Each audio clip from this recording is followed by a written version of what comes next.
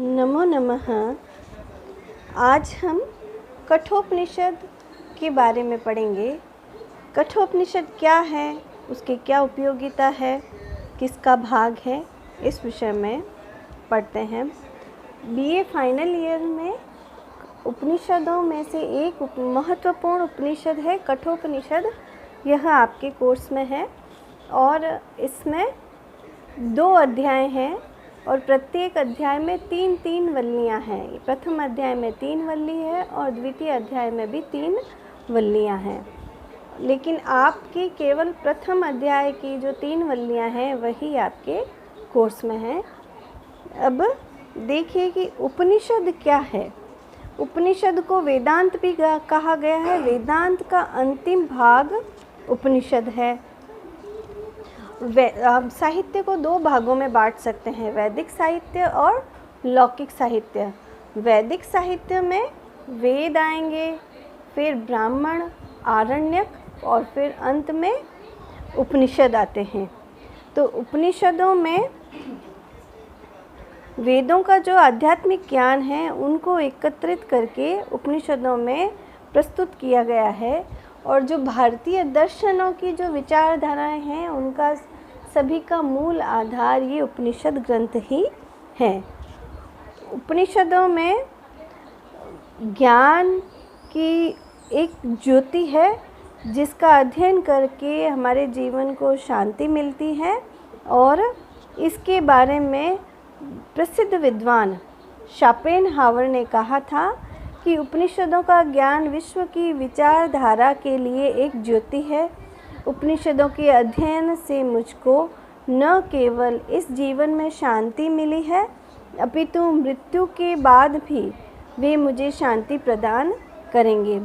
उपनिषद शब्द का अर्थ अगर देखें तो इसमें उपसर्ग है और नी उपसर्ग है, फिर सद धातु है, शदलरी धातु है जो बाद में सद यानी सीधते इस अर्थ में बैठने के अर्थ में सद धातु होती है वह है, और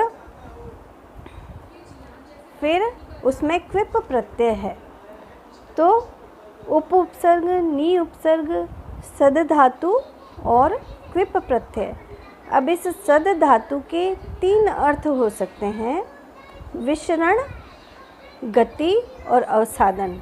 विसरण का मतलब है नाश होना, गति का मतलब प्राप्त होना, अवसादन यानी शिथिल करना। यानी इसका अर्थ इस प्रकार से होगा कि उपनिषद हमारे जीवन के अज्ञान का नाश करते हैं अगर हम विसरण अर्थ लें तो, और गति यानी प्राप्त कराते हैं, मोक्ष को प्राप्त कराते हैं। अवसादन यानी शिथिल करते हैं, हमारे कर्म बंधनों को ये शिथिल करते हैं। और इसका एक अर्थ ये भी हो सकता है कि गुरु के समीप बैठ करके विनय पूर्वक गुरुदेव उपदेश का श्रवण करना। उपनिषद का अर्थ है गुरु के पास बैठ के विनयशीलता से युक्त होकर के विद्या का ग्रहण करना।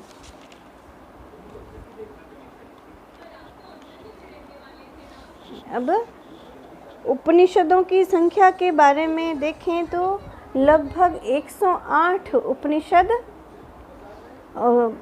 प्राप्त होते हैं, लेकिन उनमें से 10 उपनिषद अत्यंत महत्वपूर्ण हैं।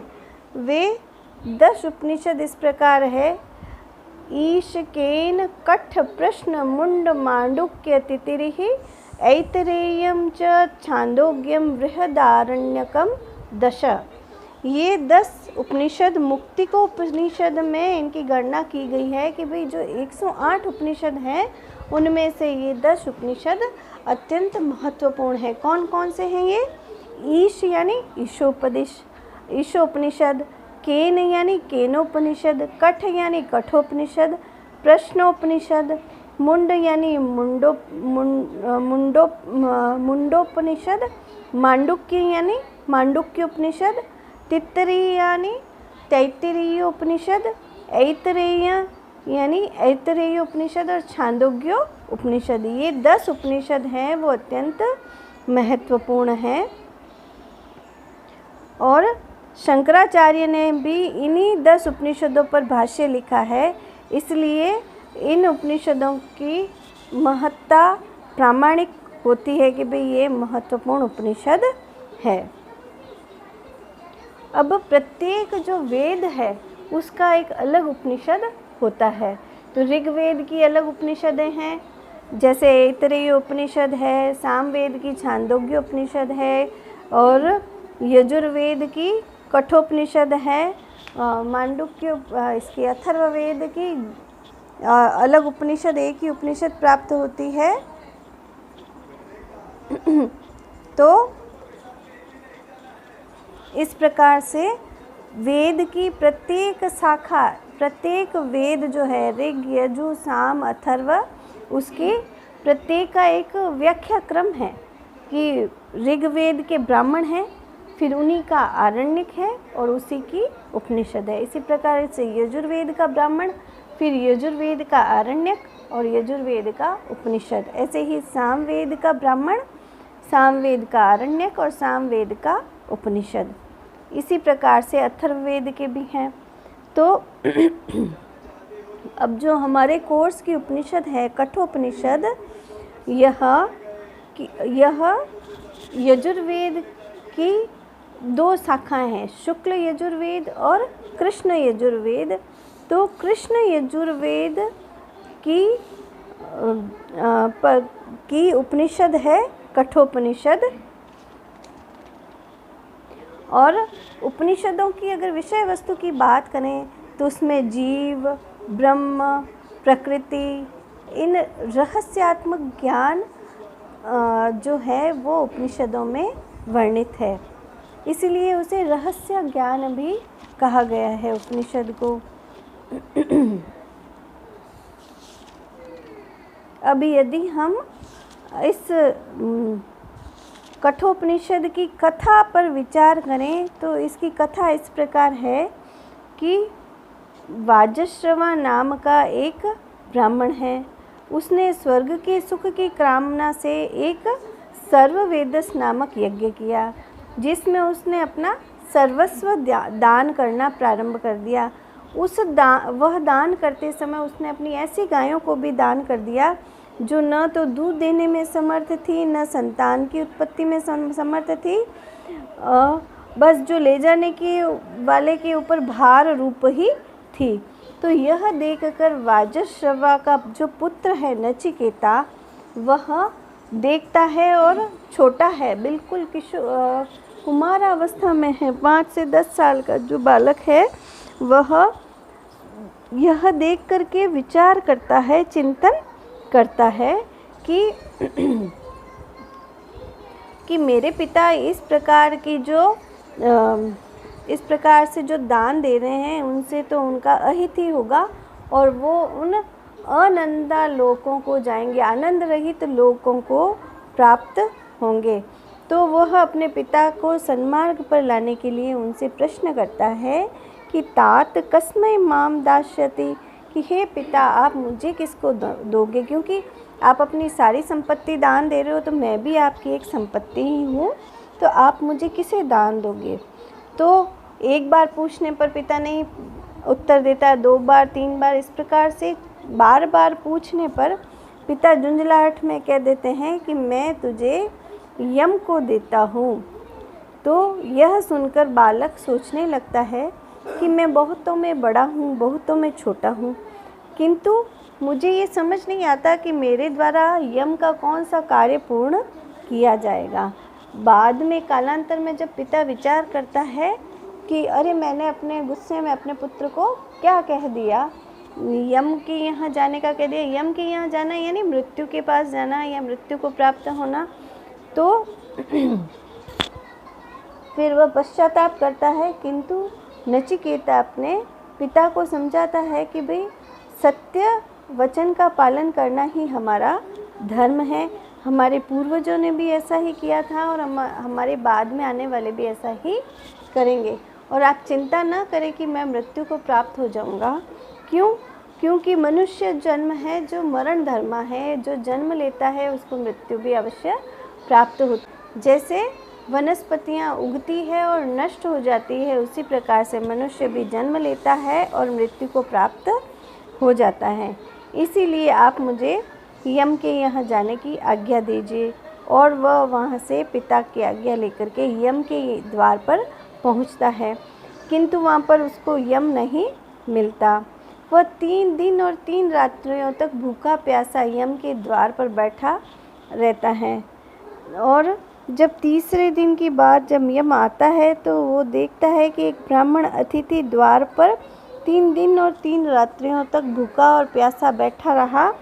तो वो सोचता है कि जिसके द्वार पर अतिथि ब्राह्मण अतिथि भूखा प्यासा रहे, उसके सारे यश तप कीर्ति संपत्ति संतान पशु आदि सभी नष्ट हो जाते हैं। तो ऐसा विचार करके उसने कहा कि भाई हे ब्राह्मण अतिथि, आप 3 दिन और 3 रात्रियों तक मेरे द्वार पर भूखे प्यासे बैठे रहे, इसलिए इसके बदले में आप 3 वर मांग लीजिए और प्रसन्न हो जाइए। तब नचिकेता ने कहा कि 3 वरों में से पहला वर मांगते हुए नचिकेता कहता है, हे यमराज, मेरे पिता शांत संकल्प और स्वस्थ चित्त हो जाएं तथा जिस क्रोध के कारण मुझे यहाँ भेजा था उनका वह क्रोध दूर हो जाए। आपसे विदा लेकर पुनः अपने घर अपने पिता के पास जाने पर वह मुझे पहचान ले और मेरा अभिनंदन करके मुझे स्वीकार करें। यही मेरा प्रथम वर है। उसके ऐसा कहने पर यमराज इसको सहर्ष स्वीकार कर लेता है कि भी तुम्हारे पिता क्रोध रहित होकर सोएंगे और तुम जैसे पहले की तरह तुम्हें पहचान लेंगे। तो इस प्रकार आप देखिए कि प्रथम वर के रूप में नचिकेता ने मृत्यु का बाध कर लिया है, क्योंकि जिसकी मृत्यु हो जाती है वो उसी रूप में किसी के घर पे नहीं जा सकता, उसी आयु उसी काल और उसी रूप में वो नहीं जा सकता है। तो नचिकेता ने वहाँ से प्रथम वर के रूप में संसार को पुनः मांग लिया। फिर दूसरे वर के रूप में नचिकेता स्वर्गीय अग्नि के विषय में प्रार्थना करता है कि ये जो स्वर्गीय अग्नि है इसकी प्राप्ति का जो साधन है, यानी लोक को प्राप्त करके दूसरे वर के रूप में वो स्वर्ग की प्राप्ति का मार्ग जानना चाहता है। तो यमराज प्रसन्न होकर के उसको स्वर्गीय अग्नि यानी यज्ञ करने की जो विधि है, कैसे ईष्टिकाएँ होती है, ईंटों का चयन, कैसे अग्नि का प्रज्वलन, ये सारी विधि उसको बतला देता है। अब जब नचिकेता से वापस यम पूछता है कि बताओ अब क्या बताया मैंने, तो नचिकेता वापस उसी रूप में सभी विधि को बता देता है। तो यमराज अत्यंत प्रसन्न होता है कि भी तुम्हारे जैसा शिष्य मुझे नहीं मिलेगा, तो इसलिए आज से ये जो स्वर्गीय अग्नि है वो तुम्हारे नाम से नचिकेता अग्नि नाम से प्रसिद्ध होगी। इस प्रकार यहाँ पर यमराज ने नचिकेता को 3 वरों के साथ एक अतिरिक्त वर दे दिया, जिसमें उसने स्वर्गीय अग्नि का नाम नचिकेता के रूप में प्रसिद्ध होने का वर दिया। अब तीसरे वर के रूप में नचिकेता कहता है कि मैं आत्मा के विषय में जानना चाहता हूँ। वह प्रश्न करता है, हे यम, मृत्यु के अनंतर मनुष्य की क्या गति होती है? कोई कहता है कि वह रहता है, कोई कहता है नहीं रहता है। इस संशय को दूर करके वास्तविकता बतलाइए और मुझे उस आत्मा की गति या ब्रह्म के विषय में जानना चाहता हूँ। तो यमराज कहता है कि अरे नचिकेता, ये वर तो मैं तुमको नहीं दे सकता हूँ, क्योंकि ये वर तुम कोई और वर मांग लो, इस वर के विषय में मुझे छोड़ दो, क्योंकि इस विषय में तो देवता भी संशय करते हैं, इसको आसानी से नहीं जाना जा सकता है कि इससे भिन्न कुछ भी मांग लो। तो नचिकेता कहता है नहीं, मुझे तो यही वर मांगना है। तो यमराज उसे अनेक प्रकार के प्रलोभन देता है कि मैं तुम्हें अनंत काल तक जीवन दे देता हूँ और इतना बड़ा साम्राज्य, इतने पशु और संपत्ति, धन और बहुत सारे प्रलोभन उसको देता है कि इतनी सारी अप्सराएं, संगीत, इतने सब कुछ मैं तुमको, पुत्र पौत्र आदि, धन वैभव, ये सारी वस्तुएं मैं तुमको देता हूँ, पर इस विषय में मुझे छोड़ दो। तो नचिकेता कहता है कि अरे आप जब इस विषय को इतना गूढ़ मानते हैं, देवता भी जिसको जान नहीं सकते, तो मैं इस गुप्त विषय को ही, इस गूढ़ विषय को ही जानना चाहता हूँ, क्योंकि आपके समान कोई ऐसा बतलाने वाला मुझे नहीं मिल सकता है। तो फिर प्रसन्न होकर के नचिकेता उनको प्रसन्न होकर के यम उसको उस आत्मा के विषय में बतलाता है कि उसका नाम प्रणव है। और फिर यमराज उसको आत्मा के विषय में बतलाते हैं कि यह आत्मा न कभी उत्पन्न होती है, न कभी मरती है, न ये उत्पादक है और न ही उत्पाद्य है।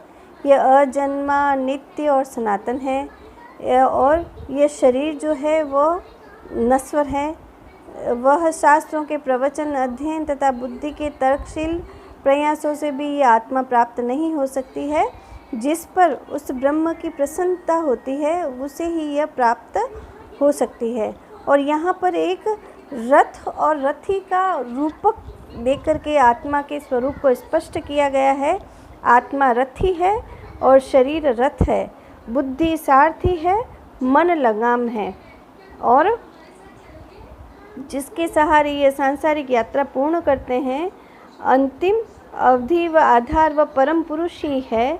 वह चेतन तत्व आत्मा है और वह प्राणियों की परम गति है, जिसको प्राप्त करके सभी कामनाएं छूट जाती है। सारे जन्म और मृत्यु का बंधन छूट जाता है। इस प्रकार नचिकेता को यम आत्मज्ञान के विषय में बतलाते हैं। और नचिकेता का तात्पर्य ही होता है नचिकेता इति नचिकेता, यानी जो जानता नहीं है लेकिन जानना चाहता है वह नचिकेता है। तो इस प्रकार से वह बुद्धिमान योग्य जो बालक है नचिकेता, वह अपने बुद्धि चातुर्य से पृथ्वीलोक, स्वर्गलोक और ब्रह्मलोक तीनों पर ही विजय प्राप्ति का मार्ग निकाल लेता है। यही इस उपनिषद का रहस्य है। अब इस उपनिषद को आगे की क्लास में हम पढ़ेंगे। बहुत ही सुंदर कहानी है और सरल पुस्तक है। इसके साथ ही यह कक्षा समाप्त होती है।